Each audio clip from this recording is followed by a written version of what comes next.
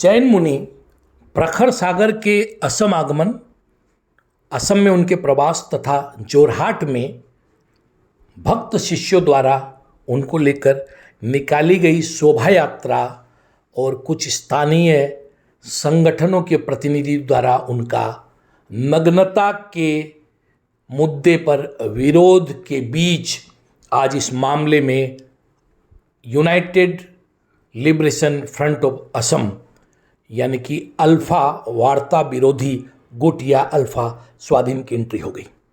जी हाँ, अल्फा ने इस मामले में कहा कि ये असम की संस्कृति के खिलाफ है। किसी नग्न व्यक्ति को लेकर किसी भी प्रकार की शोभा यात्रा नहीं करने दी जाएगी, उनका प्रवेश असम में निषिद्ध होगा। साथ ही अल्फा ने यह भी कहा कि राज्य में अगर कोई भी व्यक्ति किसी नग्न व्यक्ति को लेकर किसी प्रकार की सभा या कोई आयोजन करता है तो उसे माना नहीं जाएगा, स्वीकार नहीं किया जाएगा और इसे अंतिम चेतावनी माना जाए। अगर इस प्रकार का कार्य तुरंत प्रभाव से नहीं रोका गया तो इसका परिणाम समस्त मारवाड़ी समाज को भुगतना होगा। उन्होंने ये भी कहा कि अगर जोरहाट पुलिस इस मामले को लेकर जिन लोगों को गिरफ्तार किया है जोरहाट पुलिस ने, अगर उन्हें नहीं छोड़ा गया तो भी सारे मारवाड़ियों को इसका परिणाम भुगतना पड़ेगा।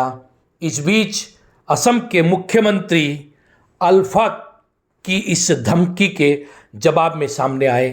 मालूम हो कि प्रखर सागर महाराज राजकीय अतिथि यानी कि स्टेट गेस्ट है। मुख्यमंत्री ने ट्वीट करके कहा कि जैन धर्म और उनके पूज्य परम पूजनीय मुनियों के साथ उनकी जो अहिंसा, त्याग और निस्वार्थ भक्ति का प्रतीक है, उसको लेकर अगर कोई दल संगठन अगर किसी प्रकार का विरोध करता है या उसमें बाधा पहुंचाता है तो इसे स्वीकार नहीं किया जाएगा, कड़ाई से डील किया जाएगा और ऐसा करने वालों के खिलाफ डिसाइसिव एक्शन लिया जाएगा।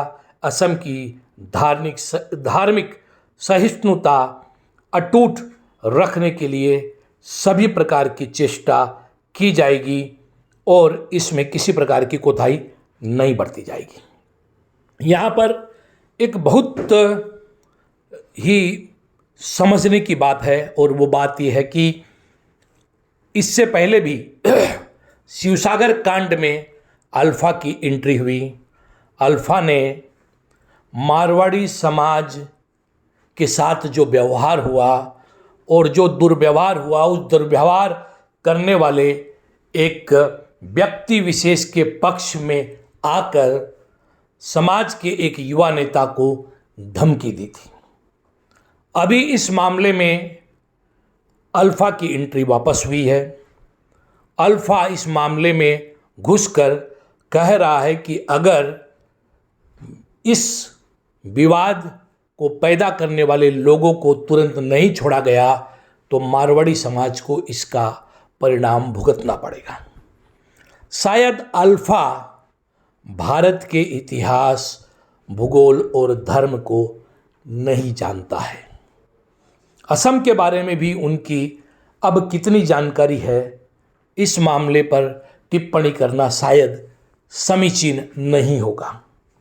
मारवाड़ी समाज में सभी लोग जैन धर्म को मानने वाले नहीं हैं। मारवाड़ी या राजस्थानी एक भाषा का प्रतीक है, जैसे असमिया एक भाषा है।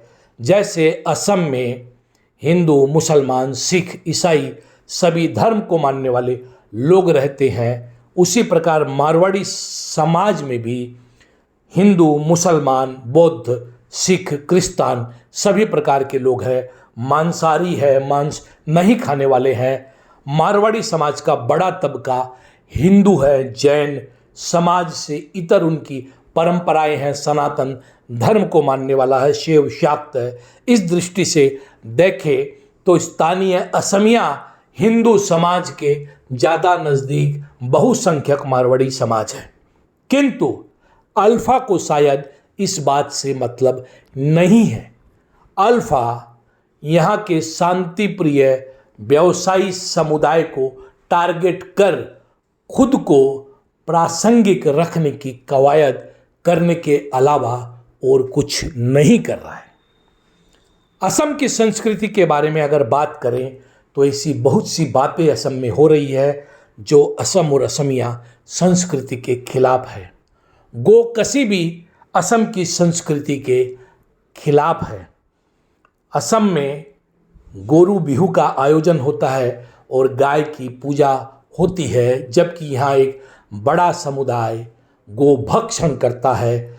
किंतु इस बीच संस्कृति बचाने के लिए कहीं इस संगठन या अन्य संगठनों की भूमिका नहीं दिखाई देती।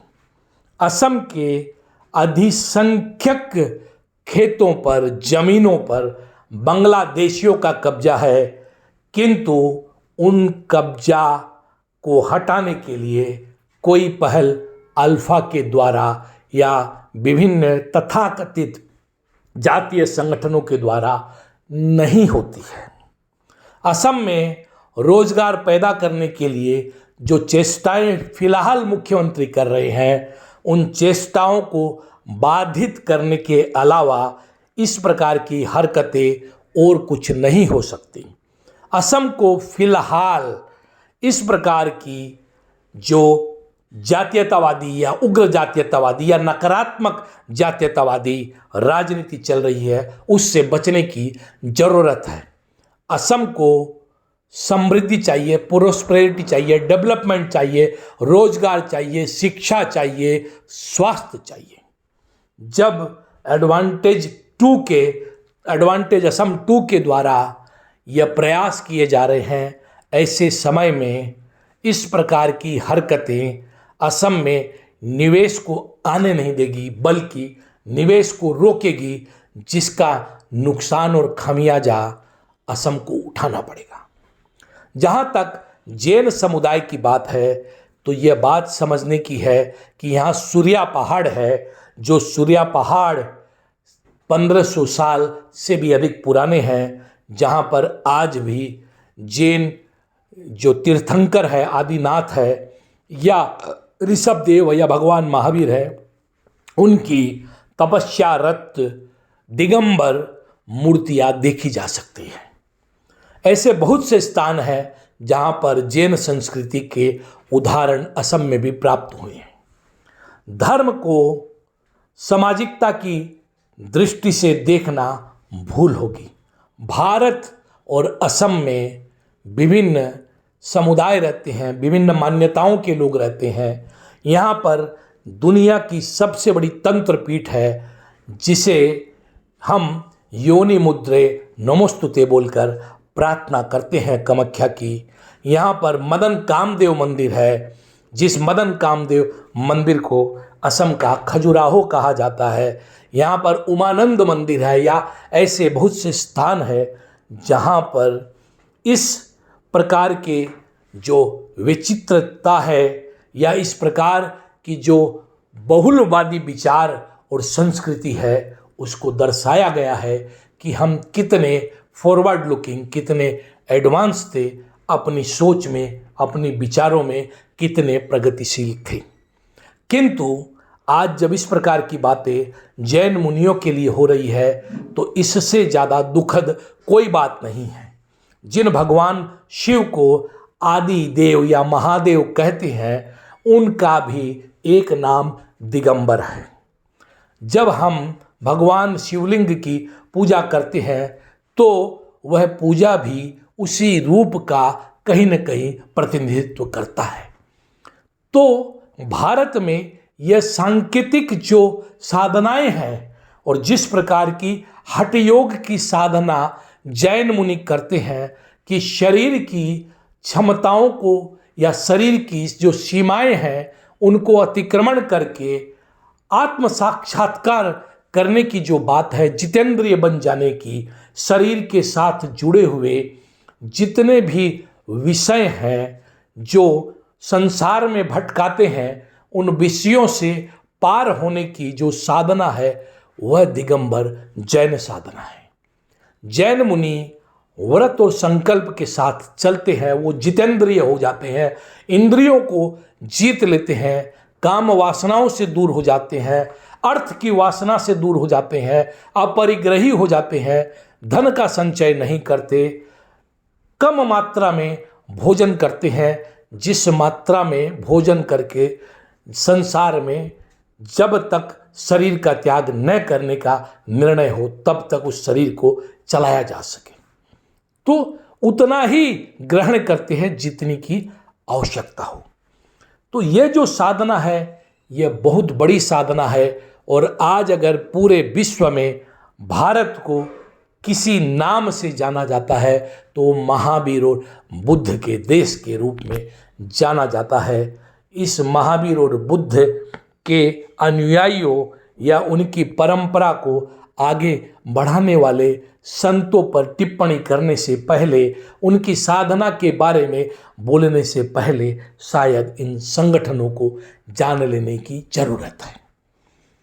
यहाँ एक बार फिर दोहराना चाहूँगा कि मारवाड़ी समुदाय शांति प्रिय समुदाय है। असम की उन्नति में ज्योति प्रसाद अग्रवाला से लेकर देवी प्रसाद बागड़ोदिया, राम निरंजन गोयनका तक विभिन्न लोगों ने अपना योगदान दिया है, और इसका सर्टिफिकेट, इसका प्रमाण पत्र मारवाड़ियों को, असम में रहने वाले मारवाड़ियों को किसी से लेने की जरूरत नहीं है। हथियार उठाकर या हथियार बंद होकर किसी को धमकी देना सहज है, किंतु आमने सामने बैठकर तार्किक दृष्टि से बातचीत करना एक अलग बात है। और ये जो दृष्टिकोण है, इस दृष्टिकोण में कथित रूप से ये जो उग्र जातीयतावाद के समर्थक है, ये असफल होते हुए नजर आ रहे हैं। अगर यही तरीका रहा तो ये खुद का और असम का ही नुकसान करेंगे, करते आ रहे हैं और करेंगे। असम को, असमिया जाति को मजबूत बनाने के लिए, बृहत्तर असमिया जाति के गठन के लिए आज आवश्यकता है कि असमिया युवकों को, युवक युवतियों को, असमिया समाज की नई पीढ़ी को शिक्षा मिले, उनको विकास के अवसर मिले, उनको रोजगार के अवसर मिले। और इन अवसरों के लिए आवश्यकता है कि असम में शांति और संप्रीति का संदेश खुद में हो और यहाँ से बाहर जाए। आज पूरी दुनिया जब निवेश को आमंत्रित कर रही है, अमेरिका निवेश को आमंत्रित कर रही है, चाइना कर रही है, भारत के प्रधानमंत्री कहीं जाते हैं तो निवेश को आमंत्रित करते हैं, असम के मुख्यमंत्री अभी बाहर गए निवेश को आमंत्रित करने के लिए। ऐसे में अशांति फैलाकर या यहाँ की व्यावसायिक गोष्ठी को टारगेट कर क्या संदेश देना चाहते हैं, इस संदेश को पूरे असम वासियों को समझने की जरूरत है। और असम को नुकसान पहुंचाने के मंसूबों को विफल करने की जरूरत है। देखते रहे नॉर्थ ईस्ट तक, सब्सक्राइब करना नहीं भूले। वंदे मातरम, जय आयोकुम, भारत माता की जय।